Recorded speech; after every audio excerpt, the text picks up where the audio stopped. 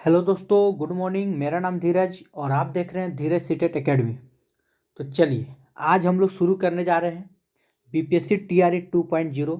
ठीक है, कक्षा 9 से लेकर 10th का।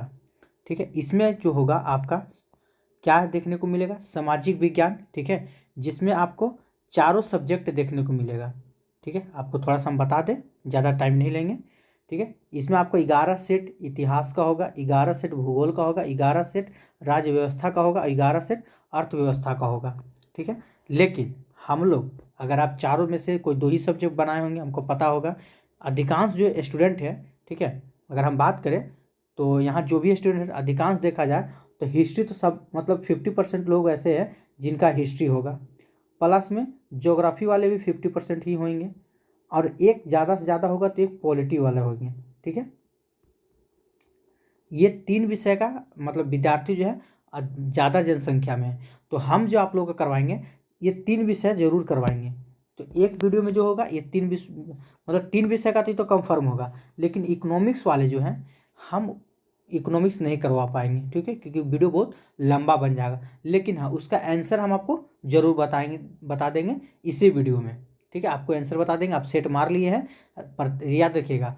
ठीक है, प्रत्येक दिन रात 8 बजे ठीक है आपको पीडीएफ भेज दिया जाता है, वहाँ से आप इसको बना लीजिए। अगर आपका इकोनॉमिक्स हो तो इकोनॉमिक्स का हम आंसर बता देंगे, आप डायरेक्ट आंसर मिला लीजिएगा। ठीक है, लेकिन हिस्ट्री, ज्योग्राफी और पॉलिटिकल साइंस को हम थोड़ा अच्छे से बताने की कोशिश करेंगे, क्योंकि हर किसी का होता है, कॉमन होता है ये।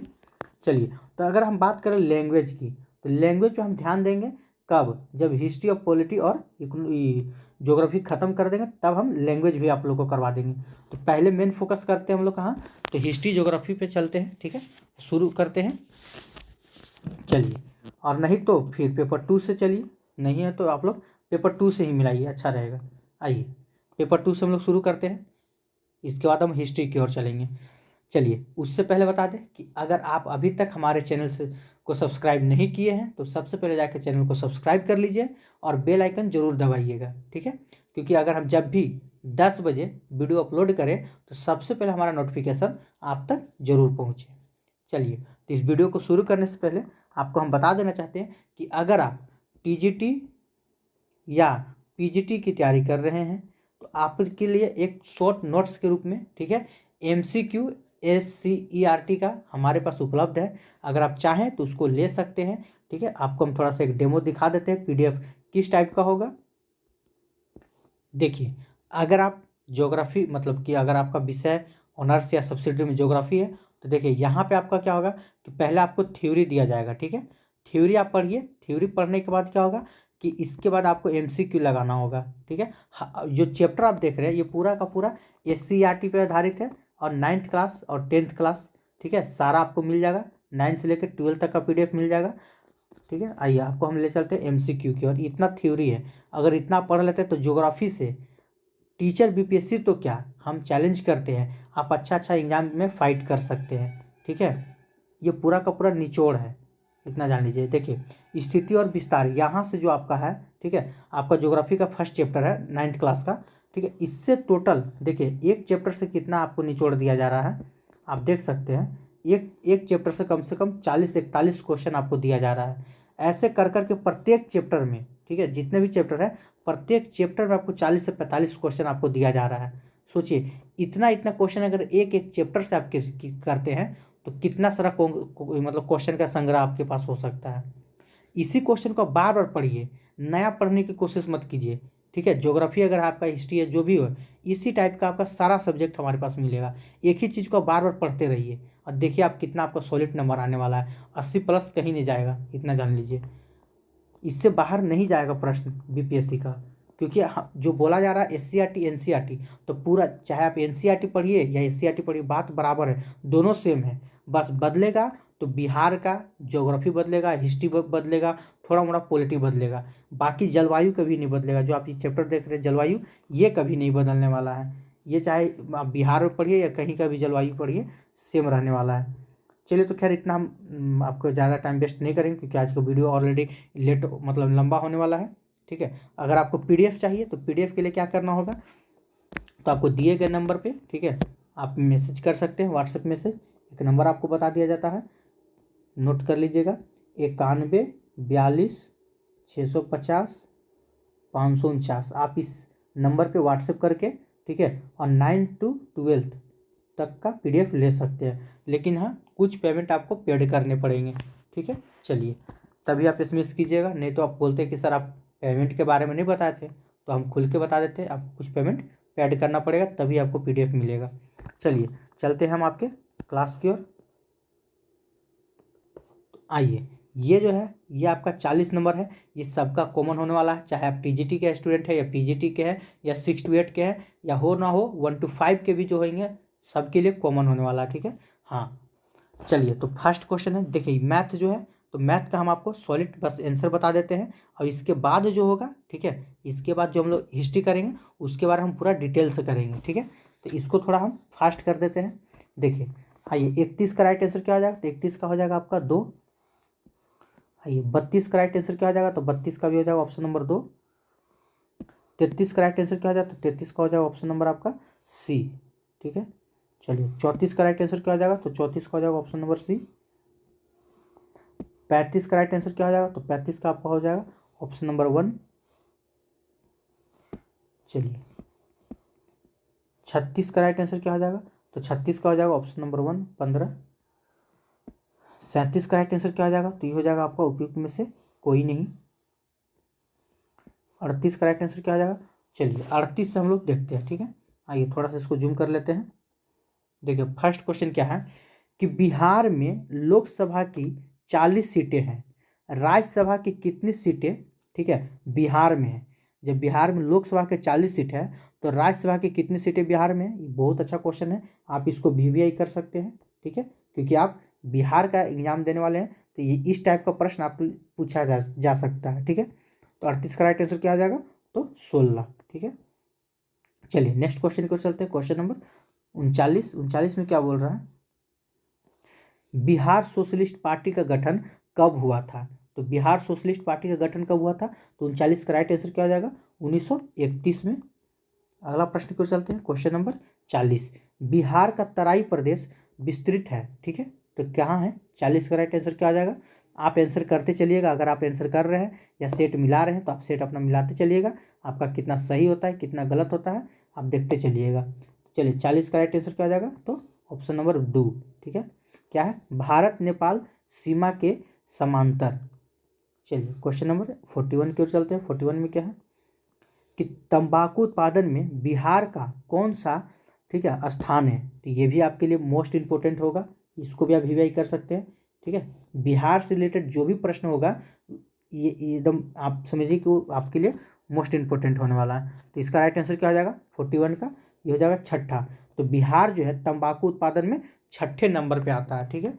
चलिए अगला क्वेश्चन क्यों चलते हैं, क्वेश्चन नंबर 42 में क्या है कि बिहार में सर्वाधिक अनुसूचित जनजाति, ठीक है, जनसंख्या वाला जिला कौन सा है। तो बिहार में सर्वाधिक अनुसूचित जनजाति जनसंख्या वाला जिला कौन सा है, तो 42 का राइट आंसर क्या आ जाएगा, तो याद रखिए पश्चिमी चंपारण। तो पश्चिमी चंपारण में अनुसूचित जनजाति की जनसंख्या क्या है, बहुत ज़्यादा है, ठीक है, याद रखिएगा। चलिए नेक्स्ट क्वेश्चन को चलते हैं, क्वेश्चन नंबर 43 में क्या है, 17वां प्रवासी भारतीय दिवस 2023 सम्मेलन कहाँ आयोजित हुआ। तो कहाँ आयोजित हुआ था, तो 43 को क्या हो जाएगा, तो ऑप्शन नंबर B इंदौर में आयोजित हुआ था। चलिए क्वेश्चन नंबर 44 को चलते हैं। 44 में क्या है कि भारत के कानून मंत्री कौन है। तो भारत के कानून मंत्री कौन है, तो 44 का राइट आंसर क्या हो जाएगा, तो याद रखिएगा, देखिए चेंज हो चुके हैं, अर्जुन राम मेघवाल, ठीक है। तो भारत के अभी कानून मंत्री कौन है, तो याद रखिएगा। चलिए अगला क्वेश्चन देखते हैं, क्वेश्चन नंबर 45 क्या है कि नेत्र लेंस की फोकस दूरी में वृद्धि हो जाती है जब नेत्र की पेशियां, ठीक है, तो नेत्र की पेशियां ऑप्शन नंबर आपका 1 सही है, शिथिल होती है तथा लेंस पतला हो जाता है, ठीक है। चलिए क्वेश्चन नंबर 46 की ओर चलते हैं। 46 में क्या है,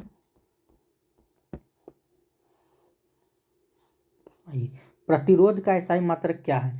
तो ये बचपन से आप पढ़ते आ रहे होंगे, प्रतिरोध का एसआई मात्रक क्या है, तो ओम। अगला प्रश्न क्यों चलते हैं, क्वेश्चन नंबर 47।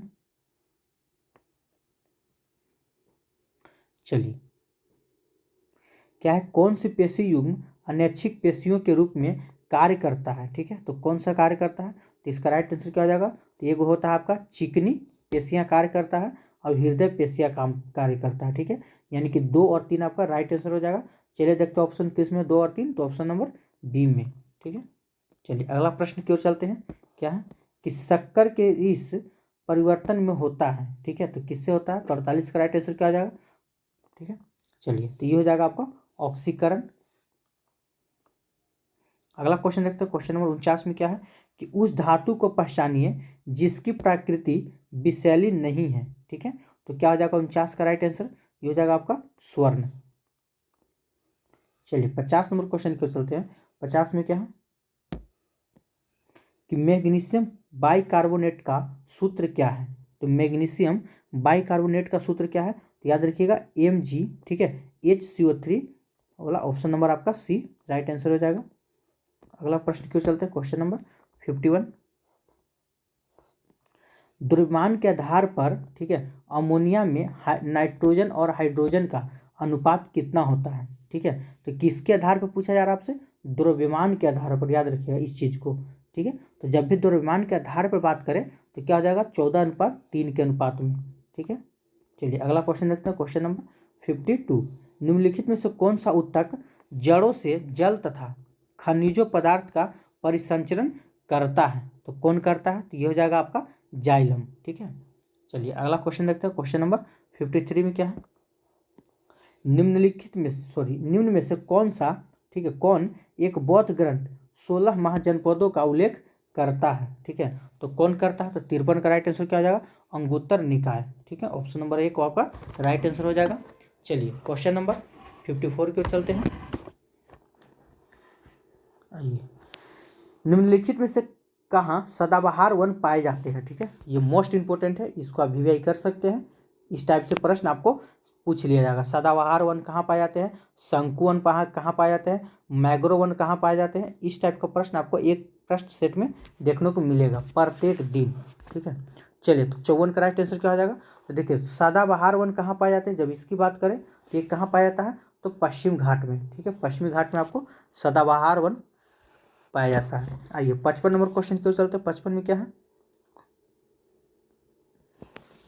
1942 में कांग्रेस के बम्बई अधिवेशन में किसके द्वारा भारत छोड़ो प्रस्ताव, ठीक है, प्रस्तावित किया गया था। तो किसके द्वारा किया गया था, तो 55 का राइट आंसर क्या हो जाएगा, चलिए आप लोग आंसर कीजिएगा। तो 55 का आपका राइट आंसर हो जाएगा पंडित जवाहरलाल नेहरू, ठीक है। किसके द्वारा किया गया था, तो पंडित जवाहरलाल नेहरू के द्वारा किया गया था। चलिए नेक्स्ट क्वेश्चन की ओर चलते हैं। तो इसका राइट आंसर क्या हो जाएगा, ऑप्शन नंबर 1। आइए क्वेश्चन नंबर 56 की ओर चलते हैं। 56 में क्या है,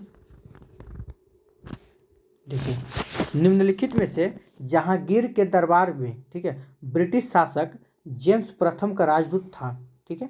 तो जहांगीर के दरबार में ब्रिटिश शासक जेम्स प्रथम का राजदूत कौन था, तो इसका राइट आंसर क्या हो जाएगा, विलियम हॉकिंस, ठीक है। ये प्रथम अंग्रेज मतलब कि जल मार्ग से आने वाले प्रथम यात्री था, अंग्रेज यात्री था। चलिए क्वेश्चन नंबर 57 की ओर चलते हैं।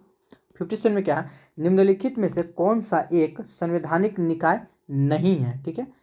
तो इसका राइट आंसर क्या आ जाएगा 57 का, याद रखिए नीति आयोग। नीति आयोग जो है वह संवैधानिक निकाय नहीं है। चलिए क्वेश्चन नंबर 58 की ओर चलते हैं। 58 में क्या है कि चिटगांव शास्त्रागार पर धावा किसके नेतृत्व में बोला गया था, ठीक है। तो 58 का राइट आंसर क्या हो जाएगा, सूर्य सेन के नेतृत्व में। अगला प्रश्न देखते हैं 59 नंबर कि चंपारण सत्याग्रह के दौरान बिहार में नील बागान मालिकों ने अवैध वसूली का कितना फीसदी वापस करने पर राजी हुआ, ठीक है। तो कितना फीसदी वापस करने पर राजी हुआ था, तो 59 का राइट आंसर क्या हो जाएगा, तो 25%, ठीक है।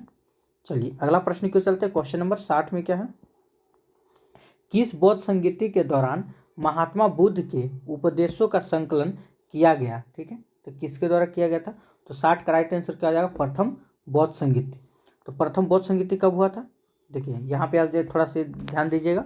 प्रथम बौद्ध संगीति कब हुआ था, तो याद रखिए 483 ईसा पूर्व में, ठीक है। अच्छा द्वितीय बौद्ध संगीति कब हुआ था, 483, दूसरा 383, ठीक है। अच्छा तृतीय बौद्ध संगीति याद रखिएगा 255 ईसा पूर्व। अच्छा चौथी जब बौद्ध संगीति पूछे तो ईस्वी की प्रथम शताब्दी, ठीक है। चलिए ठीक है, देखिए पूछा जाता है कि कि प्रथम बौद्ध संगीति, ठीक है, प्रथम बौद्ध संगीति, ठीक है, कहाँ हुआ था, स्थान कहाँ था, तो याद रखिएगा प्रथम बौद्ध संगीति कहाँ हुआ था, ये आपका राजगीर में हुआ था, ठीक है, राजगृह में हुआ था प्रथम बौद्ध संगीति। पूछे द्वितीय बौद्ध संगीति कहाँ हुआ था, तो ये आपका वैशाली में हुआ था, ठीक है, कहाँ हुआ था, तो वैशाली में हुआ था आपका द्वितीय बौद्ध संगीति। अच्छा, तृतीय बौद्ध संगीति कहाँ हुआ था, तो याद रखिए पाटलिपुत्र, ठीक है, पाटलिपुत्र में आपका तीसरा बौद्ध संगीति हुआ था। और चौथा बौद्ध संगीति कब हुआ था, बोलो कहाँ हुआ था, तो कुंदन वन में, ठीक है। चलिए, अच्छा, ये यहाँ तक क्लियर हो गया। यहाँ से एक प्रश्न और पूछा जाता है कि प्रथम बौद्ध संगीति, ठीक है, तो किसके शासन काल में हुआ था, प्रथम बौद्ध संगीति किसके शासन काल में हुआ था, तो बताइए प्रथम बौद्ध संगीति किसके शासन काल में हुआ था, ये हो जाएगा आपका अजात शत्रु, ठीक है, किसके शासन काल में, तो अजात शत्रु के शासन काल में, अजात शत्रु, ये आपका प्रथम बौद्ध संगीति हुआ था। द्वितीय बौद्ध संगीति किसके शासन काल में हुआ था, तो कालाशोक, ठीक है, किसके शासन काल में, तो कालाशोक के शासन काल में द्वितीय बौद्ध संगीति हुआ था। तृतीय की अगर बात करें तो अशोक हो जाएगा, तृतीय में कौन हो जाएगा, तो अशोक हो जाएगा आपका। चलिए, और चतुर्थ बौद्ध संगीति में क्या हो जाएगा, तो कनिष्क, याद रखिएगा चतुर्थ में कौन हो जाएगा, तो कनिष्क हो जाएगा। चलिए नेक्स्ट क्वेश्चन देखते हैं, क्वेश्चन नंबर 61 में क्या है कि निम्नलिखित में से किस संविधान संशोधन द्वारा सहकारी समितियों को संवैधानिक दर्जा एवं संरक्षण प्रदान किया गया, तो कौन सा हो जाएगा लास्ट इसका आंसर 61 का, तो ये हो जाएगा आपका ऑप्शन नंबर सी 97वां संविधान संशोधन के द्वारा किया गया था। चलिए क्वेश्चन नंबर 62 की ओर चलते हैं कि निम्नलिखित में से कौन सही क्रम में है, ठीक है, तो सही क्रम में कौन है, आइए देखते हैं 62 का, ऑप्शन नंबर सी हो जाएगा आपका, ठीक है, जहांदार शाह, फर्रुखसियार, मोहम्मद शाह और शाह आलम द्वितीय, ये आपका सही क्रम में है। चलिए क्वेश्चन नंबर 63 को चलते हैं। गांधी जी के दांडी मार्च के समय भारत का वायसराय कौन था, ठीक है, तो 63 का राइट आंसर क्या हो जाएगा, तो ऑप्शन नंबर आपका इरविन, ठीक है, लॉर्ड इरविन था, क्योंकि दांडी मार्च कब हुआ था 1930 में, ठीक है। अगला क्वेश्चन देखिए चलते हैं, क्वेश्चन नंबर 64 में क्या है कि अंग्रेजों एवं डचों के मध्य हुए किस युद्ध के बाद डचों का भारत में अंतिम रूप से पतन हो गया था, तो कौन सा युद्ध था, तो 64 का राइट आंसर क्या आ जाएगा, तो बेदरा का युद्ध, कौन सा हो जाएगा, तो बेदरा का युद्ध। चलिए 65 नंबर क्वेश्चन देखते हैं, 65 में क्या है कि निम्नलिखित में से किसी एक प्रशांत महासागर की जलधारा नहीं है, तो कौन सी एक प्रशांत महासागर जलधारा नहीं है, तो 65 का राइट आंसर क्या हो जाएगा, ऑप्शन नंबर सी अगुल हास जलधारा। चलिए क्वेश्चन नंबर 66 की ओर चलते हैं। आइए, किस अक्षांश रेखा की वास्तविक लंबाई भूमध्य रेखा की आधी होती है, ठीक है, तो किसकी आधी होती है, तो 66 का राइट आंसर क्या हो जाएगा, ऑप्शन नंबर बी, ठीक है, 60% जो होता है आधा होता है।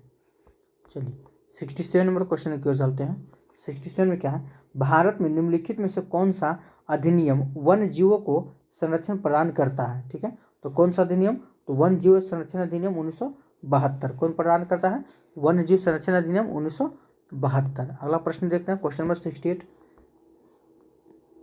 निम्नलिखित में से कौन कृत्रिम पारिस्थितिकी तंत्र है, ठीक है, तो कौन है भाई कृत्रिम, आपसे पूछा जा रहा है, तो 68 का राइट आंसर क्या हो जाएगा, उपयुक्त में से एक से अधिक, ठीक है। चलिए, ठीक, कृत्रिम एक होता प्राकृतिक, ठीक है, दोनों याद रखिएगा। चलिए क्वेश्चन नंबर 69 की ओर चलते हैं।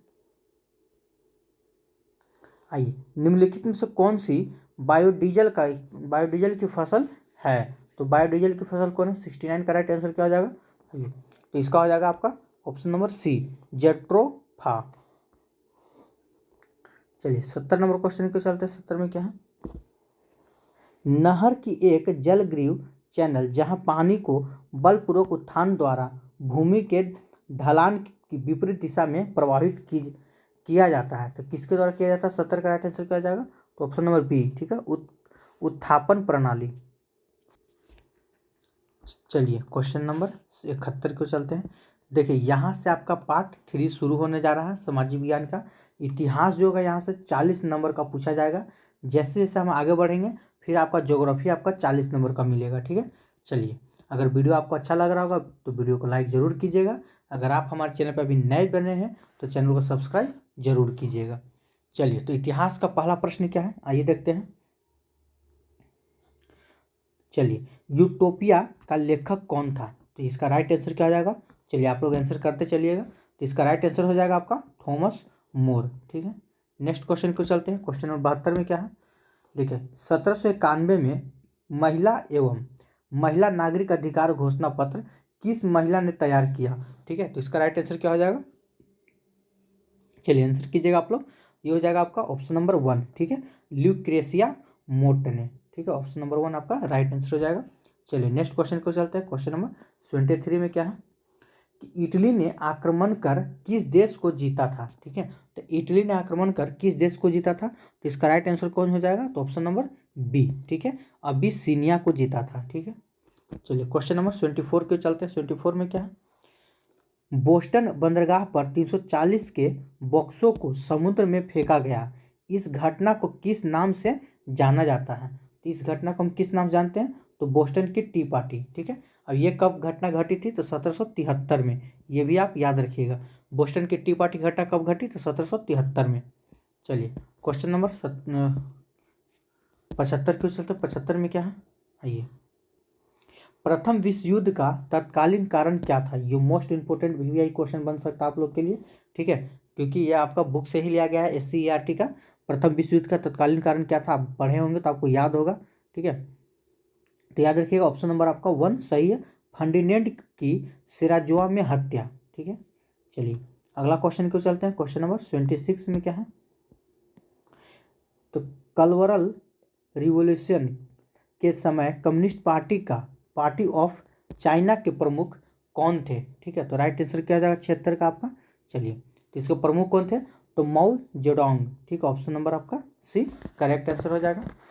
अगला क्वेश्चन क्यों चलता है। क्वेश्चन नंबर 27, किस यूरोपीय जाति को, ठीक है, इंडोनेशिया में प्रभुत्व जमाने में सफलता मिली? ठीक है, तो 77 का राइट आंसर क्या हो जाएगा? तो ये हो जाएगा आपका डच ने। अगला प्रश्न देखते हैं। क्वेश्चन नंबर 28, गौतम बुद्ध की माता, ठीक है, किस वंश से संबंधित है? तो गौतम बुद्ध के माता जो थे वो किस वंश से संबंधित है? तो सबसे पहले आपको जानना होगा कि गौतम बुद्ध के माता कौन थे। ठीक है, देखिए गौतम बुद्ध का माता कोई और थे और उनका लालन पालन जो था वो कोई और किया था।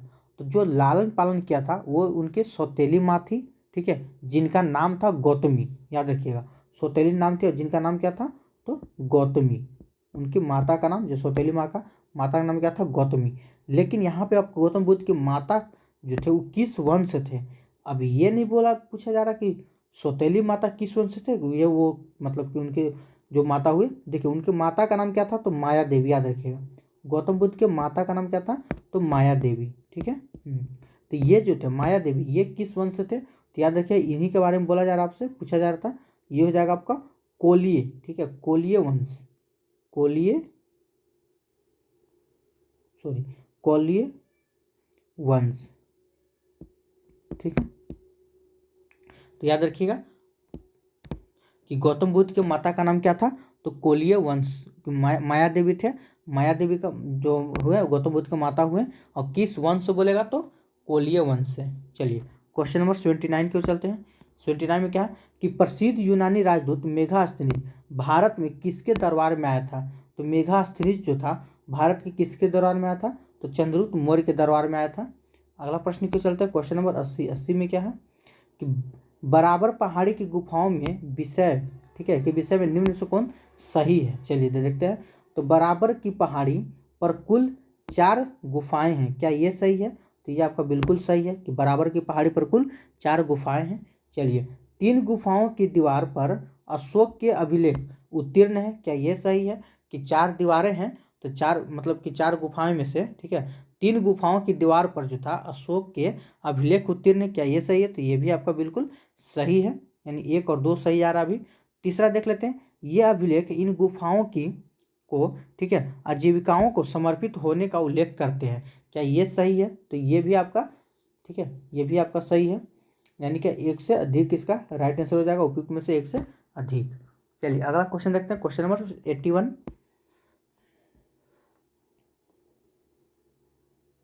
आइए, क्या है, महावीर स्वामी का जन्म कहाँ हुआ था? तो महावीर स्वामी का जन्म जो था वो कहाँ हुआ था? तो इसका राइट आंसर क्या हो जाएगा 81 का? तो कुंडग्राम, ठीक है, कुंडग्राम में, ठीक है, वैशाली के निकट इनका जन्म हुआ था। अब इनका जन्म कब हुआ था ये पूछ दिया जाता है, बहुत बार पूछा हुआ है। तो 540 ईसा पूर्व में, ठीक है, इनका जन्म कब हुआ था, 540 ईसा पूर्व में। चलिए, और अगर हम बात कर ले गौतम बुद्ध स्वामी महावीर स्वामी के बारे में, तो इनकी मृत्यु जो था ये इंपॉर्टेंट है। मृत्यु कब हुआ था, तो 468 ईसा पूर्व में, ठीक है। अच्छा, और कहाँ हुआ था, तो पावापुरी गुजरात राजगीर में, ठीक है, पावापुरी पावापुरी राजगीर में। चलिए, यहाँ तक हो गया आपका। चलते हैं नेक्स्ट क्वेश्चन, क्वेश्चन नंबर 82 क्या है, तो पुराणों का अध्ययन करने वाला प्रथम मुसलमान कौन था। तो पुराणों का अध्ययन करने वाला प्रथम मुसलमान कौन था, तो 82 का राइट आंसर क्या हो जाएगा, तो अलबरूनी, ठीक है, ऑप्शन नंबर सी आपका सही है। चलिए, 83 नंबर क्वेश्चन देखते हैं कि 2.5 दिन का झोपड़ा क्या है। तो 2.5 दिन का झोपड़ा जो था वो क्या था, तो एक मस्जिद है, ठीक है, ऑप्शन नंबर आपका ये सही हो जाएगा। चलिए, 84 नंबर क्वेश्चन देखते हैं कि किस सुल्तान के बारे में कहा जाता है कि उसमें ने, ठीक है, उसने भूमि कर को उत्पादन के 50% कर तक मतलब कि कर दिया था, ठीक है। तो कौन सा था, 84 का राइट आंसर क्या आ जाएगा, तो अलाउद्दीन खिलजी, ठीक, कौन था, अलाउद्दीन खिलजी। अगला क्वेश्चन को चलता है, क्वेश्चन नंबर 85। आइए, क्या है, एक मिनट। निम्नलिखित में से किस सुल्तान के दरबार में सबसे अधिक गुलाम थे, ठीक है, तो किस सुल्तान के दौरान सबसे अधिक गुलाम थे, तो 85 का राइट आंसर क्या हो जाएगा, तो ये हो जाएगा आपका फिरोज शाह तुगलक, ठीक है। नेक्स्ट क्वेश्चन क्यों चलते हैं, क्वेश्चन नंबर 86 में क्या है कि विजयनगर साम्राज्य की वित्तीय व्यवस्था की मुख्य स्रोत क्या थी, ठीक है, तो मुख्य स्रोत क्या थी, 86 का राइट आंसर क्या हो जाएगा, तो भू राजस्व, ऑप्शन नंबर आपका बी करेक्ट हो जाएगा। चलिए, अगला क्वेश्चन देखते हैं, क्वेश्चन नंबर 87 में क्या है कि दीवान ए अर्ज अर्ज विभाग संबंधित था। तो दीवान ए अर्ज विभाग किससे संबंधित है, तो इसका राइट आंसर क्या हो जाएगा, 87 का ये हो जाएगा आपका ऑप्शन नंबर सी, ठीक है, रक्षा विभाग से। अगला क्वेश्चन देखते हैं, क्वेश्चन नंबर 88 में क्या है कि 11वीं और 14वीं शताब्दी में भारतीय कृषक खेती नहीं करता था, ठीक है, तो 88 का राइट आंसर क्या हो जाएगा, तो मक्का की, किसकी खेती नहीं करता था, तो मक्का की। चलिए, भारत में पुर्तगाली शक्ति का विस्थापक वास्तविक संस्थापक कौन था, ठीक है, तो 89 का राइट आंसर क्या हो जाएगा, तो अलबरुक, ठीक है, अल्बुकर्क, ऑप्शन नंबर आपका बी करेक्ट हो जाएगा। आइए, क्वेश्चन नंबर 90 की ओर चलते हैं। 90 में क्या है कि भारत में प्रकाशित पहला समाचार पत्र निम्नलिखित में से कौन सा था, तो हो जाएगा द बंगाल गजट हो जाएगा आपका 90 का ऑप्शन नंबर 1, ठीक है। चलिए, अगला क्वेश्चन की ओर चलते हैं, क्वेश्चन नंबर 91 में क्या है, आइए, भारतीय, ठीक है, ब्रह्म समाज के संस्थापक थे। देख, क्वेश्चन को पहले पहले अच्छा से समझिएगा, यहाँ आपसे भारतीय ब्रह्म समाज के बारे में पूछ रहा है, ना कि ब्रह्म समाज के संस्थापक कौन थे। अगर ब्रह्म समाज के होता तो 1828 में ये आप बोल कर निकल सकते थे, लेकिन यहाँ आपसे पूछा जा रहा है क्या, भारतीय ब्रह्म समाज के संस्थापक, ठीक है। चलिए, तो इसका राइट आंसर क्या हो जाएगा, कौन थे, तो केशव चंद्र सेन, कौन हो जाएंगे, केशव चंद्र सेन। 91 का राइट आंसर क्या हो जाएगा, तो ऑप्शन नंबर 3 हो जाएगा। चलिए, क्वेश्चन नंबर 92 की ओर चलते, 92 में क्या है, आइए, निम्नलिखित में से कौन भारतीय राष्ट्रीय कांग्रेस के स्थापना अधिवेशन में उपस्थित नहीं था। जब भारतीय राष्ट्रीय कांग्रेस की स्थापना हो रहा था तो कब हुआ था स्थापना, तो ये याद रखिएगा बाई डेट, ठीक है, 28 दिसंबर, ठीक है, 28 दिसंबर और 1885। अगला क्वेश्चन देखते हैं, क्वेश्चन नंबर 93 में क्या है कि किस एक को लाला लाजपत राय ने अपना राजनीतिक गुरु माना था, ठीक है, तो किसे माना था, तो 93 का राइट आंसर क्या हो जाएगा, तो ये हो जाएगा आपका, देख लीजिए आपका इसमें ऑप्शन नहीं दिया हुआ, ठीक है, यानी कि उपयुक्त में से कोई नहीं, क्यों, क्योंकि ऑप्शन क्या होता था, इसका आंसर क्या होता, तो याद रखिए इटली के क्रांतिकारी कौन, जोसेफ मैजिनी। नेक्स्ट क्वेश्चन को चलते हैं, क्वेश्चन नंबर 94 क्या है, मुजफ्फरपुर बम कांड 1908 का संबंध इनमें से किसके साथ है, ठीक है, तो किसके साथ है, तो याद रखिएगा प्रफुल्ल चक्की के साथ। और कौन थे, तो खुदीराम बोस थे। इन दोनों ने मिलकर, ठीक है, इन दोनों ने मिलकर जिला जज कौन, किंग्सफोर्ड पर बम फेंकने का प्लान बनाते हैं, लेकिन किसी कारण उन पर नहीं फेंकने की वजह से, ठीक है, कोई दूसरा व्यक्ति जो वकील थे, कौन थे, प्रिंगल कैनेडी, इनके पत्नी और बेटी के ऊपर बम फेंका गया था, जिससे इन दोनों की मृत्यु हो गई थी। ठीक है, अगर आपसे पूछ दिया जाएगा कि वो मुजफ्फरपुर बम कांड जो था कब हुआ था, तो याद रखना है पूरा बाई डेट के साथ 30 अप्रैल। ठीक है, 30 अप्रैल को कब हुआ था, तो 30 अप्रैल 1908 में। और अच्छा, खुदीराम को फांसी कब दिया गया था, इस कांड की वजह से, इसी कांड की वजह से खुदीराम को फांसी हुआ था। कब हुआ था, तो 11 अगस्त, याद रखिएगा 11 अगस्त 1908 को खुदीराम बोस को फांसी दिया गया था। ठीक है, चलिए अगला क्वेश्चन क्यों चलते हैं, क्वेश्चन नंबर 95। चलिए, इनमें से किसे दी ग्रैंड ओल्ड मैन के नाम से जाना जाता है। ठीक है, तो किसे जाना जाता है, तो दादा भाई नौरोजी को जाना जाता है। देखिए, तो दादा भाई नौरोजी से आपको एक बात याद रखना होगा, ठीक है, कि भारतीय राष्ट्रीय कांग्रेस के, ठीक है, दादा भाई नौरोजी कितने बार अध्यक्ष बने थे, तो 3 बार अध्यक्ष बने थे। ठीक है, कितने बार अध्यक्ष बने थे, तो ये भारतीय राष्ट्रीय कांग्रेस के 3 बार अध्यक्ष बने थे। कब कब बने थे ये इंपॉर्टेंट है। सबसे पहले बने थे 1886 में। ठीक है, अच्छा, दूसरा बार बने थे 1893 में, और तीसरा बार आप कब बने थे, 1906 में। ठीक है, ये 3 बार भारतीय राष्ट्रीय कांग्रेस के अध्यक्ष बने थे। चलिए नेक्स्ट क्वेश्चन की ओर चलते हैं, क्वेश्चन नंबर 96 की ओर। आइए, अगर वीडियो आपको अच्छा लग रहा होगा तो वीडियो को लाइक कीजिएगा। अगर आप हमारे चैनल पर अभी जस्ट नए जुड़े हुए हैं तो चैनल को सब्सक्राइब जरूर कीजिएगा। क्या है कि दक्षिण अफ्रीका से लौटने के पश्चात गांधी जी ने प्रथम सफल सत्याग्रह कहाँ आरंभ किया था, तो कहाँ किया था, तो चंपारण में। ठीक है, चलिए नेक्स्ट क्वेश्चन को चलते हैं। क्या है कि जालियांवाला बाग हत्याकांड कब हुआ था, ये तो नॉर्मल सा क्वेश्चन है, 13 अप्रैल 1919 को। अगला प्रश्न देखते हैं, क्वेश्चन नंबर 98 में क्या है कि महात्मा गांधी जी के द्वारा चलाया गया पहला जन आंदोलन कौन था। ठीक है, तो जन आंदोलन कौन था, 98 का राइट आंसर क्या आ जाएगा, तो असहयोग आंदोलन। असहयोग आंदोलन ही जन आंदोलन था, तो इसका अच्छा, असहयोग आंदोलन कब मनाया जाता है, कब हुआ था, तो ये हो जाएगा आपका 1 अगस्त। ठीक है, 1 अगस्त 1920।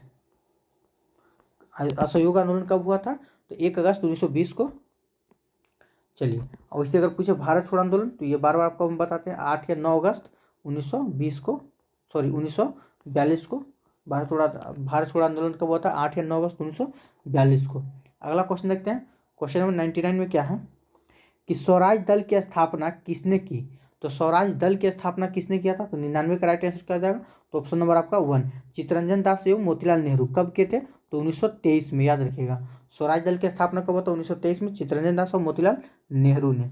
चलिए 100 नंबर क्वेश्चन को चलते हैं कि 1928 में साइमन कमीशन भारत में किस उद्देश्य से आया था, तो किस उद्देश्य से आया था साइमन कमीशन, ये क्वेश्चन आपके लिए मोस्ट इंपोर्टेंट वीवाई होगा, क्योंकि उद्देश्य वाले प्रश्न बीपीएससी अवश्य करके घुसाता है। ठीक है, चलिए, तो 100 का राइट आंसर क्या हो जाएगा, तो इसका हो जाएगा आपका, देखिए ऑप्शन नंबर बी, प्रशासनिक सुधार पर विचार के लिए। ठीक है, साइमन कमीशन भारत जो आया था, अच्छा, इसका नियुक्ति कब किया गया था, ये कभी कभी आपसे पूछ लिया जाएगा कि साइमन कमीशन का नियुक्ति कब हुआ था, तो 1927 में हुआ था, और भारत कब आया था, 1928 में आया था। क्यों आया था, तो प्रशासनिक सुधार पर विचार के लिए आया था। ठीक है, चलिए क्वेश्चन नंबर 101 की ओर चलते हैं। 101 में क्या है, देखिए कि महात्मा गांधी जी ने दांडी यात्रा कहाँ से प्रारंभ की थी, तो दांडी यात्रा की प्रारंभ कहाँ से हुआ था, तो ये सबको पता है, साबरमती आश्रम से। ठीक है, चलिए 102 नंबर क्वेश्चन चलते देखते हैं। 102 में क्या है कि आज़ाद हिंद फौज का विस्तार सर्वप्रथम किस भारतीय ने सुझाया था। ठीक है, तो देखिए आज़ाद हिंद फौज, ये आपसे पूछा जा रहा है 102। ठीक है, तो इसका क्या हो जाएगा, तो मोहन सिंह। ठीक है, ऑप्शन नंबर आपका 102 का सी सही है। चलिए अगला क्वेश्चन क्यों चलते हैं। अंग्रेजों द्वारा भारतीयों को 1947 में सत्ता हस्तांतरित किए जाने के लिए समय कांग्रेस का अध्यक्ष कौन था। चलिए, तो 1947 में कांग्रेस का अध्यक्ष कौन था, तो 103 का राइट आंसर क्या आ जाएगा, तो जेपी कृपलानी। ठीक है, चलिए नेक्स्ट क्वेश्चन क्यों चलते हैं, क्वेश्चन नंबर 104। आइए, डॉक्टर राजेंद्र प्रसाद को 9 अगस्त 1942 को गिरफ्तार करके किस जेल में भेजा गया था, कौन सा जेल था, तो पटना का बांकीपुर जेल था आपका। चलिए नेक्स्ट क्वेश्चन क्यों चलते हैं, क्वेश्चन नंबर 105 में क्या है कि बिहार राज्य के किस आंदोलन को दूसरी जंग ए आज़ादी कहा गया था।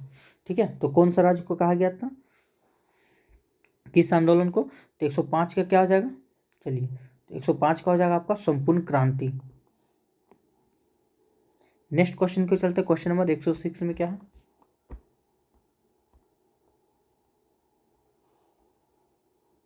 चलिए जहांगीर का समकालीन वह इतिहासकार जिसने बिहार के पटना में अपने प्रसिद्ध ग्रंथ क्या है दबिस्ताने मजाहिब की रचना की। ठीक है, तो किसने किया था? 106 का राइट आंसर क्या आ जाएगा? तो इसका ऑप्शन नंबर आपका सी। ठीक है, मोहसिन फानी ने। अगला प्रश्न चलते हैं, 107 नंबर क्वेश्चन क्या है कि सिखों के 9वें गुरु गुरु तेज बहादुर बिहार में पदार्पण किस शताब्दी के उत्तरार्ध में, ठीक है, हुआ था? तो किस शताब्दी के उत्तरार्ध में हुआ था? तो 107 का राइट आंसर क्या आ जाएगा? चलिए, ये हो जाएगा आपका 17वीं शताब्दी में। अगला प्रश्न क्यों चलते हैं, क्वेश्चन नंबर 108 में क्या है? चंपारण के किसान नेता राजकुमार शुक्ल के अनुरोध पर गांधी जी किस वर्ष पटना पहुंचे? ठीक है, तो गांधी जी वो जो थे किस वर्ष पटना पहुंचे थे? तो 10 अप्रैल 1917 में। ठीक है, चलिए 109 नंबर क्वेश्चन क्यों चलते हैं।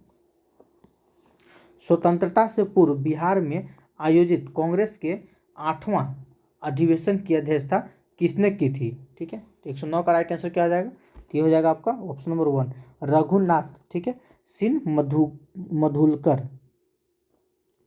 चलिए 110 नंबर क्वेश्चन क्यों चलते हैं। 110 में क्या है? महात्मा गांधी पर चंपारण सत्याग्रह के लिए, ठीक है, कब अभियोग चलाया गया था? ठीक है, चलिए इसका राइट आंसर क्या आ जाएगा 110 का? ये हो जाएगा आपका 1917 में। चलिए अब चलते हैं हम लोग भूगोल की ओर। यहाँ से आपको दिखेगा, ठीक है, यहाँ से आपका सिर्फ ओनली फॉर भूगोल दिखेगा 40 नंबर तक। चलिए तो क्वेश्चन नंबर 1 की ओर चलते हैं, क्या है? आइए थोड़ा सा जूम कर दिया आपको। देखिए, महावेली गंगा एक नदी है, ठीक है, तो किसकी नदी है? तो 71 का राइट आंसर होगा श्रीलंका की। अगला प्रश्न क्यों चलते हैं, कौन सा कथन सही नहीं है? देखिए, नहीं पे आपको फोकस करना है, ठीक है, तो देखते हैं ऑप्शन नंबर 1 फॉकलैंड द्वीप समूह हिंद महासागर में स्थित है। तो नहीं, ये आपका गलत है, हिंद महासागर में नहीं स्थित है। ये कहाँ स्थित है? तो अटलांटिक महासागर में। आप लिख लीजिएगा, फॉकलैंड द्वीप समूह कहाँ है? तो अटलांटिक अटलांटिक महासागर में। चलिए नेक्स्ट क्वेश्चन को चलते हैं, क्वेश्चन नंबर 23 में क्या है? आइए, कालीमंथन जिस द्वीप का अंग है वह है, ठीक है, तो किसका अंग है? तो वह हो जाएगा बोर्नियो का, ठीक है, बोर्नियो का अंग है। अगला क्वेश्चन देखते हैं, क्वेश्चन नंबर 74 में क्या है कि प्रसिद्ध अंगुली योनुमा, ठीक है, झील कहाँ स्थित है? तो 74 का राइट आंसर क्या आ जाएगा? ये हो जाएगा आपका संयुक्त राज्य अमेरिका यूएसए में स्थित है। चलिए 75 नंबर को देखते हैं, राजपुर नहर, ठीक है, किस नदी की उपशाखा है? ठीक है, तो राजपुर नहर जो किस नदी की उपशाखा है? तो 75 का राइट आंसर क्या आ जाएगा? तो कोसी का। 76 नंबर क्वेश्चन को चलते हैं, 76 में क्या है? कोटाइक नाल, ठीक है, निम्न में से किस पहाड़ी पर स्थित है? तो पालनी की पहाड़ी पर स्थित है। अगला प्रश्न क्यों चलता है, क्वेश्चन नंबर 77 में क्या है?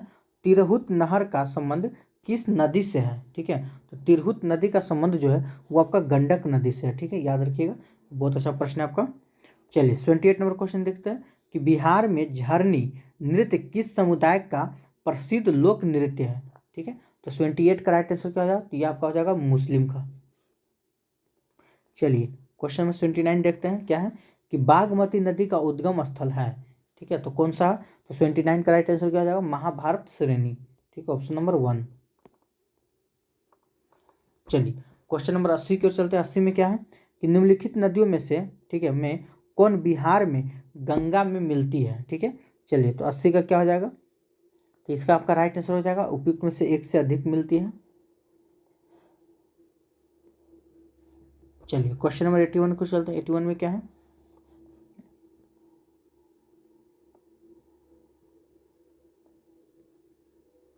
आइए, गंगा के दक्षिण भाग के मैदान में पुरानी जलोढ़ मिट्टी को निम्नलिखित में से किस नाम से पुकारते हैं? ठीक है, तो किस नाम से पुकारते हैं? तो ऑप्शन नंबर आपका बी करेल या केवाल, ठीक है, मिट्टी का नाम से पुकारते हैं।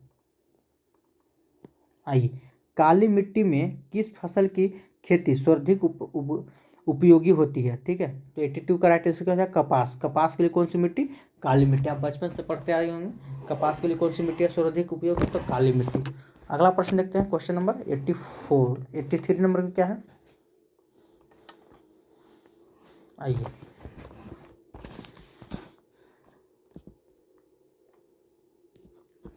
एटी थ्री में क्या बोल रहा है कि आल्प्स पर्वत के विस्तृत क्षेत्र से संबंधित देश कौन है। ठीक है, तो कौन कौन है, तो देखिए इसमें आपका क्या हो जाएगा। देखिए पहला तो फ्रांस है, ये भी आपका सही है। स्विट्जरलैंड, ये भी आपका सही है। जर्मनी आपका, ये भी सही है। और भी 2-3 देश है, आप लिख लीजिए, आपको विश्वास नहीं है तो। इटली आपका, ये भी हो जाएगा। ठीक है, और आपका ऑस्ट्रेलिया, सॉरी ऑस्ट्रेलिया नहीं, ऑस्ट्रिया, ऑस्ट्रिया नहीं बोलेंगे इसको, हम क्या बोलेंगे, ऑस्ट्रिया बोलेंगे, ऑस्ट्रिया। चलिए अगला क्वेश्चन क्यों चलते हैं, क्वेश्चन नंबर 84 क्या है। हॉर्न ऑफ अफ्रीका कहलाने वाले विभिन्न 4 देशों में कौन कौन से देश, ठीक है, स्थलरुद्ध हैं। तो कौन से देश स्थलरुद्ध है, तो 84 का राइट आंसर क्या आ जाएगा, उपयुक्त में से कोई नहीं। ठीक है, तो अब स्थलरुद्ध देश कौन है, उसका नाम क्या है, तो आप लिख लीजिएगा थोड़ा। देखिए उसका नाम है आपका इथियोपिया। ठीक है, इथियोपिया। ठीक है, यही उसका नाम है। चलिए 85 नंबर क्वेश्चन को चलते हैं। 85 में क्या है कि अंडमान निकोबार की सबसे ऊंची चोटी सैंडल पीक किस द्वीप पर स्थित है। ठीक है, सैंडल पीक किस द्वीप पर स्थित है, तो इसका राइट आंसर क्या हो जाएगा 85 का। आइए, तो ये हो जाएगा उत्तरी अंडमान में। चलिए 86 नंबर क्वेश्चन देखते हैं। चिपको आंदोलन डैश से संबंधित था, तो किससे था, तो ये आपका हो जाएगा वृक्ष के जंगलों में काटने पर को रोकने के लिए। ठीक है, अगला क्वेश्चन देखते हैं। 87 नंबर क्वेश्चन क्या है।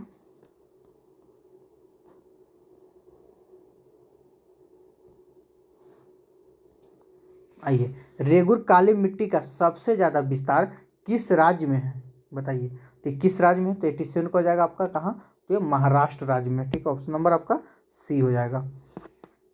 चलिए 88 नंबर क्वेश्चन देखते हैं। बिहार के उत्तरी मैदान में नदियों द्वारा परित्यक्त चैनलों जो कि गोखुर झील का निर्माण करते हैं को किस स्थानीय नाम से जाना जाता है। ठीक है, तो गोखुर झील का जो निर्माण करते हैं उसको किस स्थानीय नाम से जाना जाता है, तो इसका राइट आंसर क्या हो जाएगा 88 का। ठीक है, तो ये आपका हो जाएगा उपयुक्त में से कोई नहीं, आंसर आपका यही दिया हुआ है, लेकिन आप ऐसे लिख लीजिए। ठीक है, 1 मिनट रुक जाइएगा। 88 का ये नहीं होगा, सॉरी, 88 का आपका हो जाएगा मोन मन। ठीक है, ऑप्शन नंबर सी। ठीक है, चलिए देखिए 89 नंबर, अंतर्राष्ट्रीय तिथि रेखा गुजरती है। ठीक है, तो कहाँ से गुजरती है, तो याद रखिएगा जल मार्ग से गुजरती है, ये चीज़ आपको हमेशा याद रखिएगा। अंतर्राष्ट्रीय तिथि रेखा गुजरती है तो कहाँ से गुजरती है, जल मार्ग से गुजरती है। ठीक है, चलिए तो इसका राइट आंसर क्या है, देखिए इसमें आपका नहीं दिया हुआ ऑप्शन नंबर आपका ई हो जाएगा। ठीक है, अब हम जानते हैं 180 डिग्री देशांतर रेखा को क्या कहते हैं, तो अंतर्राष्ट्रीय तिथि रेखा कहते हैं। चलिए क्वेश्चन नंबर 90 को चलते हैं। बिहार के किस नदी का उद्गम स्थल मध्य प्रदेश के पठारी भाग में स्थित है। ठीक है, चलिए 90 का क्या हो जाएगा, तो सोन।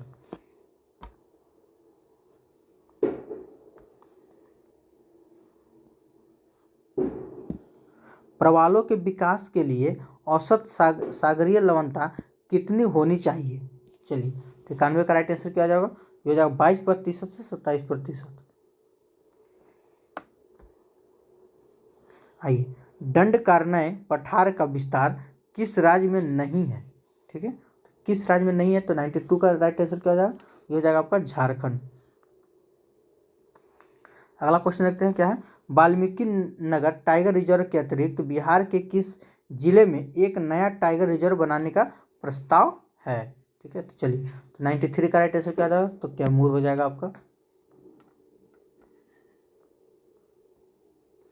आइए, बिहार के उत्तरी गंगा मैदान में कौन सी मिट्टी नहीं पाई जाती है। ठीक है, तो कौन सी मिट्टी नहीं पाई जाती है, तो 94 का राइट आंसर क्या हो जाएगा, तो ये हो जाएगा आपका उपयुक्त में से एक से अधिक वहाँ नहीं पाई जाती है। ठीक है, आइए 95 नंबर क्वेश्चन देखते हैं। चलिए क्वेश्चन नंबर 95 की ओर चलते हैं। 95 में क्या है, एक तरफ आपका शहर दिया हुआ, एक तरफ आपका नदी दिया हुआ, कौन किस नदी के किनारे है। ठीक है, चलिए थोड़ा सा उसको आप लोग छोटा कर लेते हैं। आइए देखिए, आपको जो सबसे पहले याद रहे ना, ठीक है, उसको मिलाइए। जैसे इसमें आपको क्या याद होना हो, आपको पेरिस याद होगा। ठीक है, पेरिस के बारे में आपको याद होगा, पेरिस किस नदी के किनारे है, तो सीन नदी के किनारे है, ठीक है, ये अधिकांश को याद हो। तो देखिए डी का क्या हो गया, डी का 3 किस में है, आप ही देखिए डी का 3 किस में दिख रहा है, तो डी का 3 आपको इसमें दिख रहा है, तो हो ना हो ये ऑप्शन ऐसे ही आपका सही हो जाएगा। जब एक मिल जाएगा तो आपका सब सही हो जाएगा, ठीक है। चलिए ऐसे मिलान कर देते हैं। खार्तूम, तो खार्तूम क्या हो जाएगा, ये आपका नील में आ जाएगा। अच्छा ब्रेजविले, ठीक है, ये किस में चला जाएगा, तो ये आपका जैरे में चला जाएगा, ऑप्शन नंबर 1 की ओर। चलिए और रोटरडेम क्या है, तो ये आपका क्या हो जाएगा, तो राइन नदी, ठीक है। चलिए नेक्स्ट क्वेश्चन को चलते हैं, इसका राइट आंसर क्या हो जाएगा, आइए, तो इसका राइट आंसर हो जाएगा ऑप्शन नंबर आपका 1। 96 नंबर क्वेश्चन को चलते हैं, 96 में क्या है। अगर वीडियो आपको अच्छा लग रहा होगा तो वीडियो को लाइक ज़रूर कीजिएगा, और अगर आप हमारे चैनल पर अभी भी जुड़े हैं चैनल को सब्सक्राइब जरूर कीजिएगा। अगर आपका टीजीटी और पीजीटी 6 to 8 तक का तैयारी कर रहे हैं तो ये चैनल आपके लिए बहुत ही हेल्पफुल साबित होने वाला है। आइए क्वेश्चन नंबर 96 की ओर चलते हैं, क्या है, नाजका प्लेट किसके बीच में स्थित है, ठीक है, तो किसके बीच में स्थित है, तो इसका राइट आंसर क्या हो जाएगा, तो दक्षिण अमेरिका और प्रशांत महासागर, ठीक है।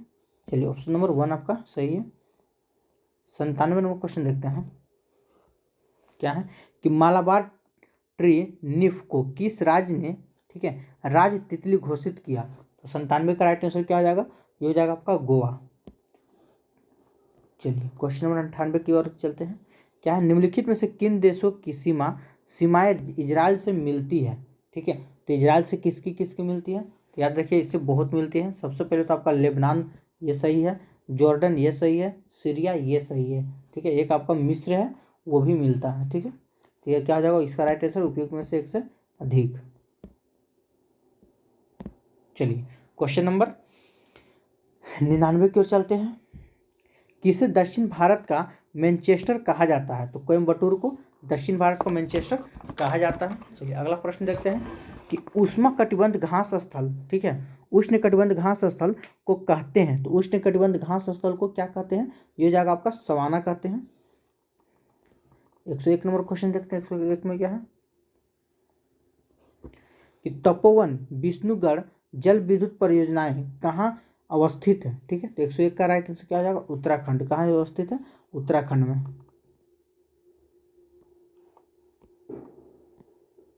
चलिए 102 नंबर क्वेश्चन देखते हैं, 102 में क्या है, ग्रैंड कैनियन, ठीक है, किस नदी में है, तो ग्रैंड कैनियन किस नदी में है, तो 102 का राइट आंसर क्या आ जाएगा, तो ऑप्शन नंबर 1, ठीक है, कोलोरेडो नदी। चलिए 103 नंबर क्वेश्चन की चलते हैं कि आटाकामा रेगिस्तान किस महाद्वीप में है, ठीक है, तो आटाकामा रेगिस्तान किस महाद्वीप में है, तो 103 का राइट आंसर क्या हो जाएगा, चलिए ये हो जाएगा आपका ऑप्शन नंबर 1, दक्षिण अमेरिका।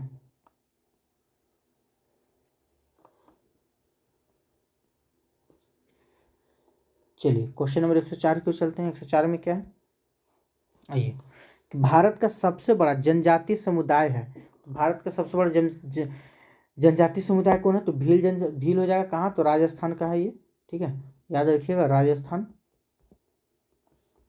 अगला प्रश्न देखते हैं, क्या है, मारगुआ बंदरगाह किस राज्य में स्थित है, ठीक है, तो 105 का क्या हो जाएगा, तो गोवा में। निम्नलिखित में से कौन सा मरुस्थल उत्तरी गोलार्ध में स्थित नहीं है, ठीक है, तो 106 का राइट आंसर क्या हो जाएगा, ये हो जाएगा आपका कालाहारी, ये उत्तरी गोलार्ध में नहीं है। चलिए 107 नंबर क्वेश्चन क्यों चलते हैं, 107 में क्या है, चलिए ये आपको मिलान करना है कि नीलगिरी इसकी स्थापना कब हुआ, नंदा देवी की स्थापना कब हुआ, सुंदरवन की स्थापना कब हुआ, और कंचनजंगा की स्थापना कब हुआ। देखिए नीलगिरी की स्थापना कब हुआ था, तो 1986 में, ठीक है, नीलगिरी की 1986 में हुआ था। अच्छा अगर आप दूसरा हम देख ले तो दूसरा क्या है, नंदा देवी, तो नंदा देवी का कब हुआ था, तो ये आपका हो जाएगा, नंदा देवी हो जाएगा आपका 1998 में, ठीक है, नंदा देवी 1998 में हो जाएगा। चलिए अगला देखते हैं सुंदरवन, तो 1989 89 में हो जाएगा, कंचनजंगा बोलेगा तो 2000 में, ठीक है। चलिए अगला प्रश्न क्यों चलते हैं, इसका राइट आंसर क्या हो जाएगा 107 का, ऑप्शन नंबर बी।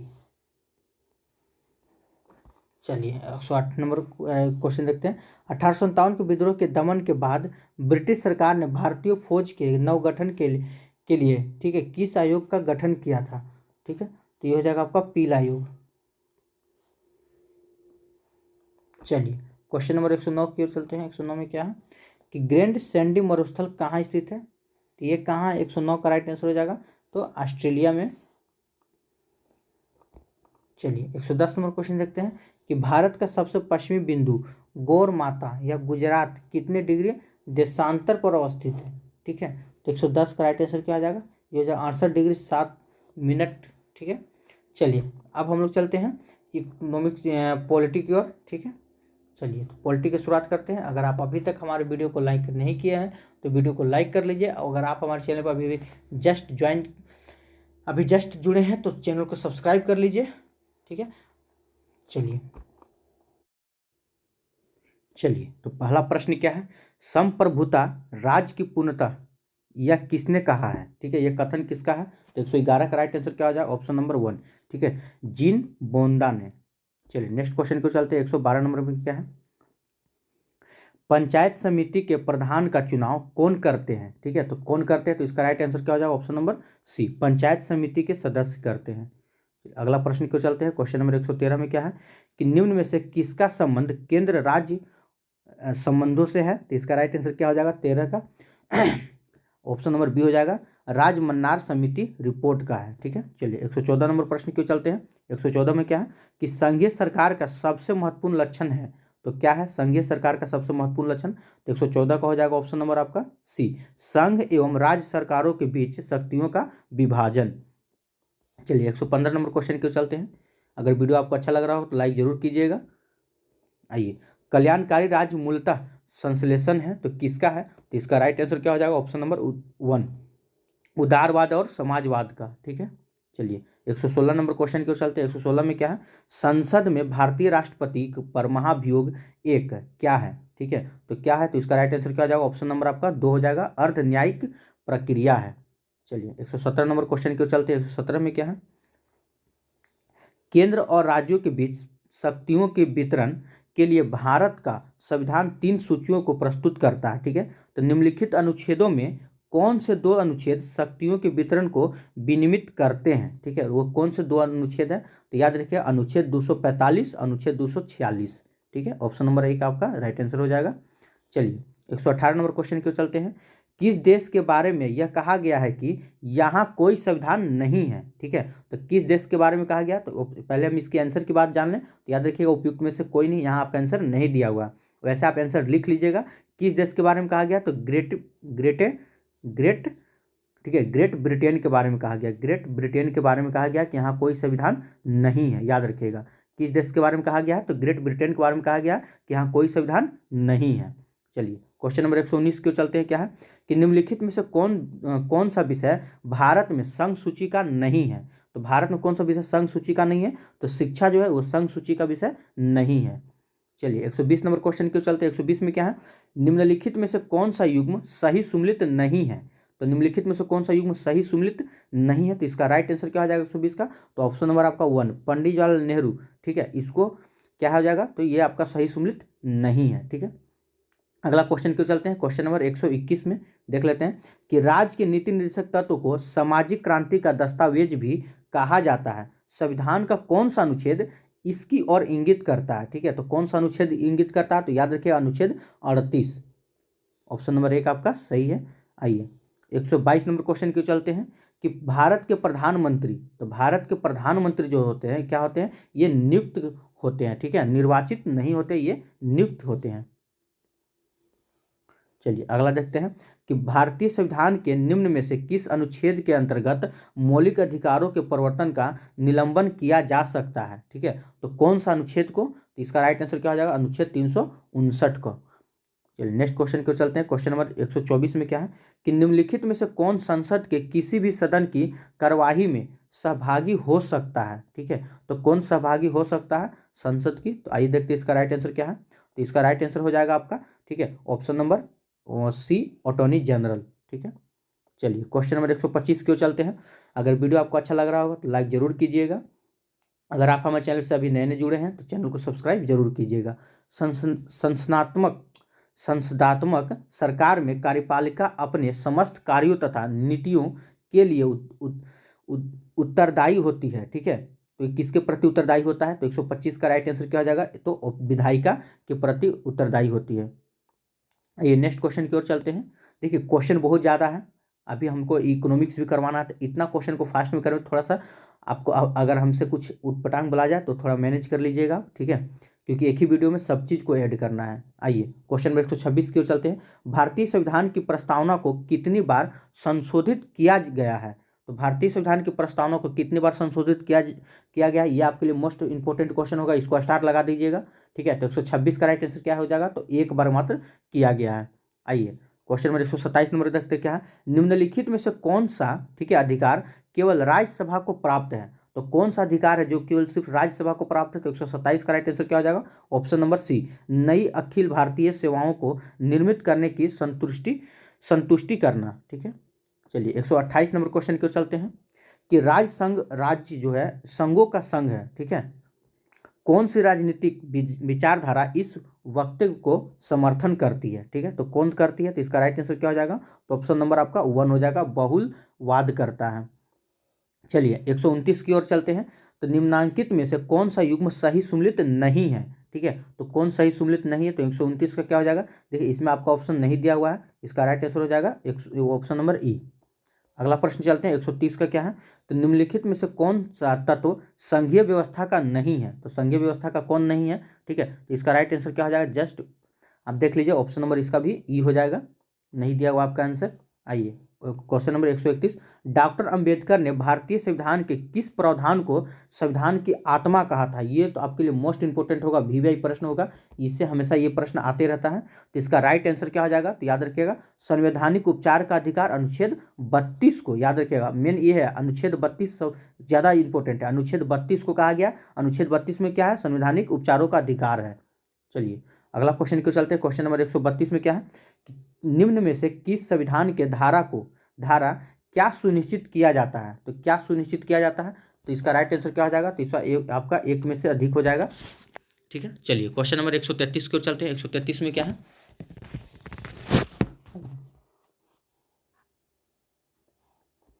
देखिए भारतीय संविधान की 8वीं अनुसूची में कितनी भाषाओं का उल्लेख है, तो सबको पता होगा 8वीं अनुसूची में 22 भाषाओं का उल्लेख किया गया है। चलिए 134 नंबर प्रश्न की चलते हैं, भारतीय संविधान में मौलिक कर्तव्यों का उल्लेख किस अनुच्छेद में किया गया है, ये भी आपके लिए मोस्ट इंपोर्टेंट होगा, स्टार लगा दीजिएगा, ठीक है। तो मौलिक कर्तव्य का उल्लेख किस अनुच्छेद में किया गया है, तो इसका राइट आंसर क्या हो जाएगा, तो 51 का ए, ई ना कि खाली आप 51 मार दीजिएगा, नहीं, मौलिक कर्तव्य जो है 51 का ए में है, याद रखिएगा। चलिए 135 नंबर क्वेश्चन की ओर चलते हैं। 135 में क्या है कि निम्नलिखित में से नीति निर्देशक सिद्धांतों में से कौन सा एक भारतीय संविधान का मूलतः नहीं था, ठीक है, तो 135 का राइट आंसर क्या हो जाएगा, तो ऑप्शन नंबर आपका एक हो जाएगा, निःशुल्क कानूनी सहायता। चलिए 136 नंबर क्वेश्चन की ओर चलते हैं। 136 में क्या है कि 74वें संविधान संशोधन के अनुसार संविधान के स्थानीय शहरी निकाय के प्रशासन के लिए कौन सी अनुसूची जोड़ी गई है, तो कौन सी अनुसूची जोड़ी गई है, तो इसका राइट आंसर क्या हो जाएगा 136 का, ठीक है। तो देखिए इसमें आपका वो अनुसूची नहीं दिया हुआ, ऑप्शन नंबर आपका ई हो जाएगा।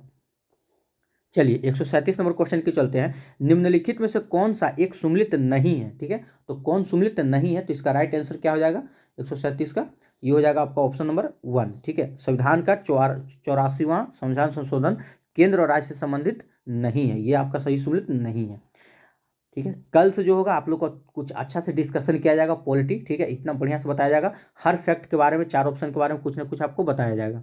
चलिए आज भर कैसे आप मैनेज कर लीजिए। 138 नंबर देखते हैं, भारतीय संसद का अस्थाई सदन कौन सा है, तो अस्थाई सदन का कौन सा है, तो 138 का राइट आंसर क्या हो जाएगा, राज्यसभा, ठीक है, याद रखिएगा राज्यसभा को कभी भंग नहीं किया जा सकता, लोकसभा को भंग किया जा सकता है।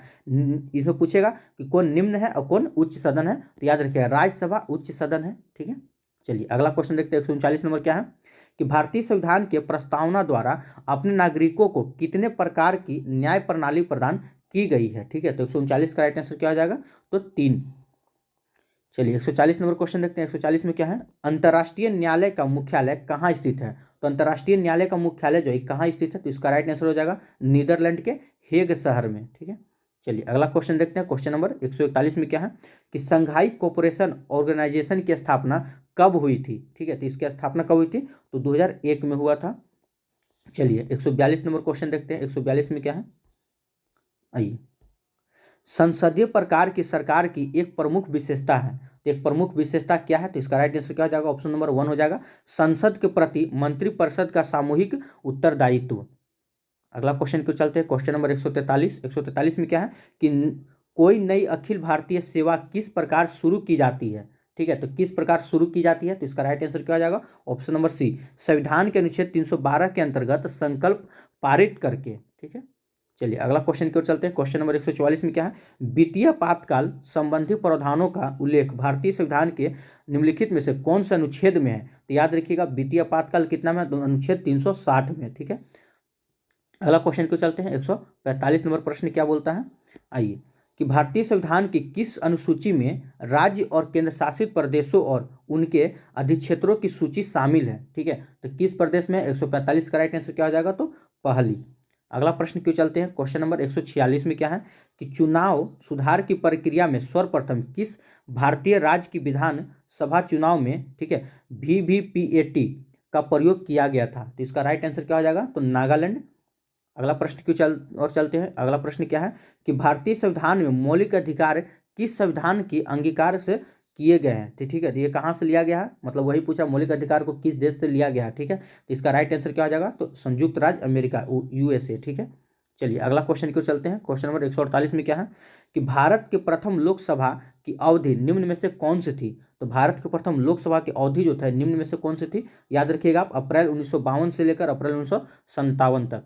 अगला प्रश्न क्यों चलते हैं। क्वेश्चन नंबर 149 में क्या है कि एकात्मक राज्यों में डैश सरकार सभी सरकारी कार्य करती है? ठीक है, तो 149 का राइट आंसर क्या हो जाएगा? तो ये केंद्र आपका राइट आंसर हो जाएगा। चलिए 150 नंबर क्वेश्चन क्यों चलते हैं, क्या है, किसी राजनीतिक दल को राष्ट्रीय पार्टी के रूप में मान्यता प्राप्त करने हेतु कम से कम 3 अलग अलग राज्यों में से लोकसभा की सीटों की कितने प्रतिशत जितना अनिवार्य है? ठीक है, तो 150 का राइट आंसर क्या हो जाएगा? तो यह हो जाएगा आपका 2%। चलिए दोस्तों, यहाँ के बाद जो आपका शुरू होने जा रहा है, ठीक है, ये आपका इकोनॉमिक्स होगा। इकोनॉमिक्स का आज भर हम क्या करने वाले हैं, आपको सिर्फ आंसर बता देते हैं। ठीक है, इकोनॉमिक्स का आज भर हम क्या करेंगे, आपको सिर्फ आंसर बता देंगे और कल से इसको हम अच्छे से आप लोग को करके देंगे। ठीक है, आज भर आप कैसे भी मैनेज कर लीजिए। चलिए आइए, यहाँ सिर्फ आपको हम आंसर बता दिया जाएगा। ठीक है, चलिए खैर इसको भी हम कर ही देते हैं आप लोग के लिए, फिर बोलिएगा कि सर इसको क्यों छोड़ दिए। आइए देखिए क्या बोलता है, बिहार राज्य में बिजली की प्रति, ठीक है, व्यक्ति खपत 2014-15 में 203 किलोवाट आवर से बढ़कर वर्ष 2020-21 में कितना कर दिया गया है? ठीक है, तो ये आपके लिए बिहार से रिलेटेड क्वेश्चन है, ये मोस्ट इंपोर्टेंट होगा, याद रखिएगा। तो ये कितना हो गया है? 350 किलोवाट आवर हो चुका है। ठीक है, चलिए 112 नंबर क्वेश्चन के चलते। 112 में क्या है, देखिए, कि शहरी केंद्र को पूर्ण परिभाषित करने के बाद बिहार में शहरीकरण का वर्तमान स्तर कितना प्रतिशत हो गया है? तो याद रखिएगा, ये 15.3% हो गया है। अगला प्रश्न क्यों चलते हैं। अगला प्रश्न क्या है, भारत के कितने रुपए के नोटों पर, ठीक है, सांची स्तूप का चित्र बना हुआ है? तो कौन सा रुपया है? तो देखिए इसमें ऑप्शन आपका नहीं दिया, तो इसका राइट आंसर क्या हो जाएगा? देख लीजिए, सबसे पहले तो इसका आंसर आपका ई दिया हुआ है, तो याद रखिएगा 200 रुपया के नोट पर, ठीक है, सांची स्तूप का निर्माण चित्र छपा हुआ है। ठीक है, चलिए अगला क्वेश्चन चलते हैं। 114 नंबर प्रश्न क्या है, भारत में हरित क्रांति का प्रभाव मुख्य रूप से किन किन क्षेत्रों में था? तो भारत में हरित क्रांति का जो प्रभाव था किन किन क्षेत्रों में था? याद रखिएगा, आपका पंजाब था, हरियाणा और पश्चिम बंगाल, उत्तर प्रदेश। ठीक है, सॉरी, पश्चिमी उत्तर प्रदेश लिखा हुआ, पश्चिम बंगाल नहीं है वो। चलिए अगला क्वेश्चन क्यों चलते हैं। 115 नंबर में क्या है, देखिए, भारत में खाद्य सुरक्षा के संदर्भ में नीचे दिए गए कथनों में से कौन सा सत्य है? ठीक है, तो कौन सा सत्य है? तो इसका राइट आंसर क्या हो जाएगा? 115 का, देखिए थोड़ा सा आपको ऑप्शन दिखाना होगा, जूम छोटा करना होगा। आइए, तो इसका राइट ऑप्शन हो जाएगा आपका, इसमें आपका आंसर नहीं, एक से अधिक हो जाएगा। ठीक है, उपयुक्त में से एक से अधिक हो जाएगा, आप देख लीजिएगा। चलिए 116 नंबर की अगर हम बात करें, 116 में क्या है, किसी भी अर्थव्यवस्था में व्याप्त निर्धनता की समस्या के प्रमुख कारण हो सकते हैं? तो क्या हो सकते हैं? तो इसका राइट आंसर क्या हो जाएगा? इसका भी आपका हो जाएगा, उपयुक्त में से एक से अधिक हो जाएगा। चलिए 117 नंबर क्वेश्चन क्यों चलते हैं। 117 में क्या है, आइए, भारत के निर्धारित समय से कितना महीना पहले पेट्रोल में 10% इथेनॉल सम्मिश्रण को हासिल कर लिया है? ठीक है, तो 117 का राइट आंसर क्या हो जाएगा? तो 5 माह पहले। अगला क्वेश्चन क्यों चलते हैं। 118 नंबर क्या है, निम्नलिखित में से कौन फसलों के न्यूनतम समर्थन मूल्य निर्धारण संबंधी संतुष्टि करता है? ठीक है, तो 118 का राइट आंसर क्या हो जाएगा? ये आपका हो जाएगा कृषि लागत एवं कीमत उप आयोग, ठीक है, ऑप्शन नंबर आपका सी हो जाएगा। चलिए 119 नंबर के क्वेश्चन की ओर चलते हैं। देखिए वीडियो थोड़ा लंबा बनने का हमें इसी बात का था कि वीडियो थोड़ा लंबा बन जाएगा, लेकिन कल से उम्मीद करेंगे कि आपको एक से शुरू करके पूरा का पूरा खत्म कर देंगे, ठीक है। चलिए 119 नंबर क्वेश्चन देखते हैं कि भारत में नियोजित अर्थव्यवस्था का आधारित है, तो किस पे आधारित है, ये हो जाएगा आपका मिश्रित अर्थव्यवस्था पर। अगला प्रश्न चलते हैं 120 नंबर में क्या है कि हिंदू संवर्ध दर का संबंध किस संवृद्धि दर से है, ठीक है, तो किस संवृद्धि दर से 120 का राइट आंसर क्या हो जाएगा, तो ऑप्शन नंबर 1 सकल राष्ट्रीय उत्पाद से है। चलिए 121 नंबर क्वेश्चन की ओर आते हैं। बिहार का मैदानी भाग जो बिहार के कुल क्षेत्रफल का कितना प्रतिशत है, ये मोस्ट इंपोर्टेंट वीवीआई प्रश्न है, आप इसको नोट कर लीजिएगा, ठीक है। 121 का क्या हो जाएगा, तो 95%। चलिए अगला क्वेश्चन की ओर चलते हैं। क्वेश्चन नंबर 122 बिहार में कॉम्फेड किस ब्रांड के नाम से दूध एवं उत्पादकों का विपणन करती है, ठीक है, तो कितना कौन सा करता है, तो इसका राइट आंसर क्या हो जाएगा, सुधा, ठीक है। चलिए 123 नंबर क्वेश्चन की ओर चलते हैं। बिहार में सर्वाधिक सिंचाई का साधन निम्न में से कौन है, तो कौन है सिंचाई का साधन, ये भी आपके लिए मोस्ट इंपोर्टेंट होगा, याद रखिएगा, नलकूप, ठीक है। चलिए 124 नंबर की ओर चलते हैं कि तंबाकू उत्पादन में बिहार जो है, बिहार का देश में कौन सा स्थान है। इस क्वेश्चन जस्ट अभी पीछे भी आ चुका है, हम बता भी चुके हैं, ठीक है, याद रखिए, छठा आपका हो जाएगा। चलिए 125 नंबर क्वेश्चन की ओर चलते हैं। 125 में क्या है, बैंक दर वह दर है जिस पर भारतीय रिजर्व बैंक निम्न में से ऋण प्रदान करता है, ठीक है, तो 125 का राइट आंसर क्या हो जाएगा, तो वाणिज्यिक बैंक हो जाएगा। आइए 126 नंबर क्वेश्चन की ओर चलते हैं कि विश्व का सबसे बड़ा चाय निर्यातक देश कौन है, तो विश्व का सबसे बड़ा चाय निर्यातक देश कौन है, तो 126 का राइट आंसर हो जाएगा आपका चीन। अगला क्वेश्चन की ओर चलते हैं। क्वेश्चन नंबर 127 में क्या है, मिश्रित खेती की प्रमुख विशेषता निम्नलिखित में से कौन सी है, ठीक है, तो इसका राइट आंसर क्या हो जाएगा, ऑप्शन नंबर सी पशुओं का पालन और फसलों की एक साथ खेती। अगला क्वेश्चन देखते हैं। क्वेश्चन नंबर 128 में क्या है, औद्योगिक नीति प्रस्ताव 1956 ईस्वी में किस बात पर जोर दिया गया, ठीक है, तो किस बात पर जोर दिया था, तो ऑप्शन नंबर आपका 1 हो जाएगा, सार्वजनिक क्षेत्र के महत्व पर जोर दिया था। चलिए 129 नंबर क्वेश्चन को चलते हैं। अगर वीडियो आपको अच्छा लग रहा होगा तो वीडियो को लाइक जरूर कीजिएगा। अगर आप हमारे चैनल से अभी भी नए जुड़े हैं तो चैनल को सब्सक्राइब जरूर कीजिएगा। आइए 129 नंबर के क्वेश्चन की ओर चलते हैं कि भारत में आर्थिक विकास बाधित रहा, इसके मुख्य रूप से क्या कारण है, ठीक है, तो इसको मुख्य रूप से क्या कारण है, तो इसका राइट आंसर क्या हो जाएगा, ऑप्शन नंबर आपका सी खराब अवस्थापन सुविधाओं के कारण।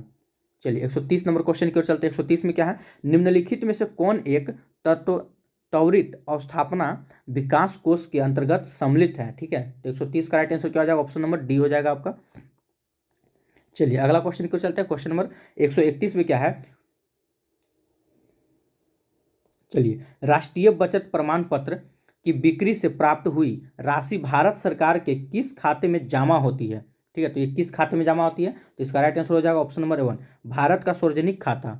अगला प्रश्न को चलते हैं। क्वेश्चन नंबर 132 में क्या है, निम्नलिखित में से किस देश में शून्य आधारित बजट सर्वप्रथम लागू किया गया था, ठीक है, तो किस देश में किया गया था, तो याद रखिएगा अमेरिका में किया गया था।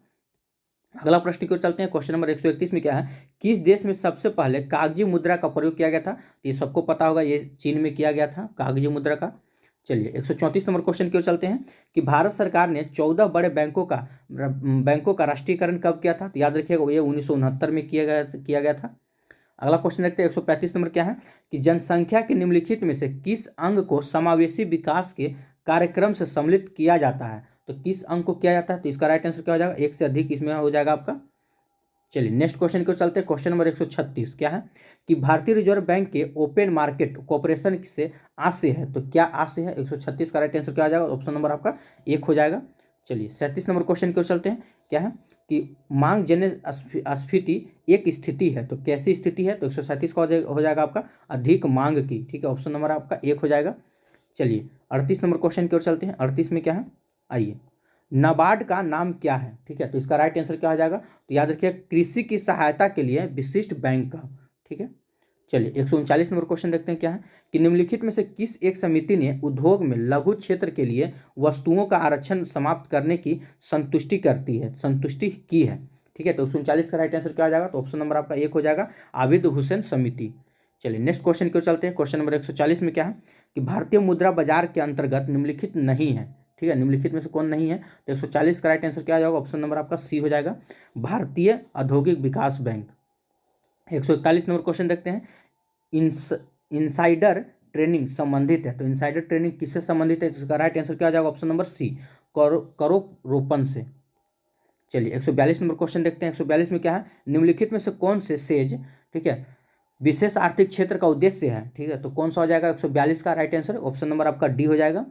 चलिए अगला क्वेश्चन क्यों चलते हैं। क्वेश्चन नंबर 143 क्या है? कि साख पत्र प्रस्तुत करना होता है, ठीक है, तो किसमें प्रस्तुत करना होता है? तो हो जाएगा आपका ऑप्शन नंबर बी, आयातकर्ता के द्वारा।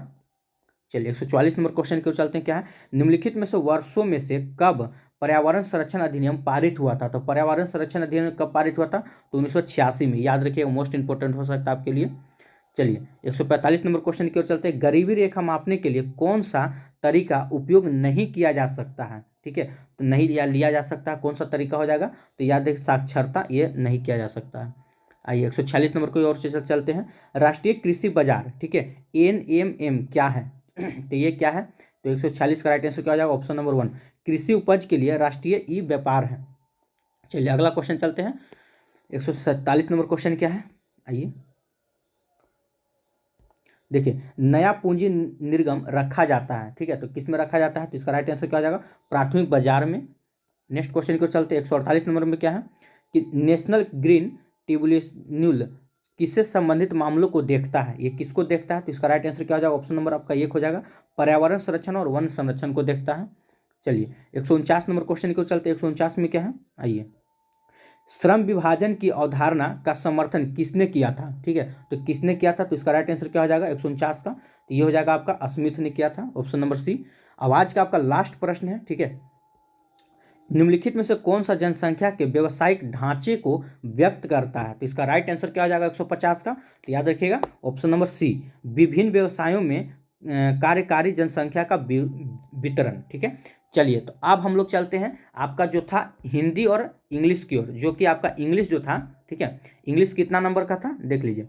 इंग्लिश आपका होता है 8 नंबर आपका इंग्लिश पूछा जाता है, ठीक है, और 22 नंबर आपका हिंदी पूछा जाता है। तो हम लोग अब इसको भी आंसर देख लेते हैं। इसका डायरेक्ट हम आपको आंसर बता देते हैं, ठीक है, और आप लोग मिला लीजिएगा किसका कितना नंबर आता है। चलिए तो आइए, एक का राइट आंसर क्या हो जाएगा? एक का आपका 2 हो जाएगा।